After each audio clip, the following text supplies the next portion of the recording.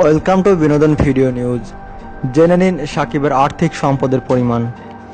বিশ্বসেরা allrounder Shakib Al Hasan বাংলাদেশের ক্রিকেটারদের ভিতর সবথেকে অর্থ উপার্জনকারী খেলোয়াড়, এটা আমরা সবাই জানি, কিন্তু তার সম্পদের পরিমাণ কত তা কি আমরা কেউ জানি? সাকিব আল হাসানের আর্থিক সম্পদের পরিমাণ $35 মিলিয়ন, বাংলাদেশি টাকায় যার পরিমাণ 275,61,78,250 টাকা।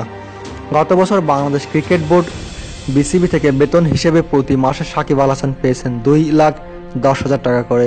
এবছর 2,50,000 টাকা করে হচ্ছে তার বেতন। পারিশ্রমিক হিসেবে প্রতি ম্যাচে ফি পেয়েছেন লাখ টাকার উপরে। এছাড়া দৈনিক ভাতা তো আছেই। এই ক্রিকেটার নিয়মিত দেশ বিদেশে বিভিন্ন লিগে খেলেই যাচ্ছেন।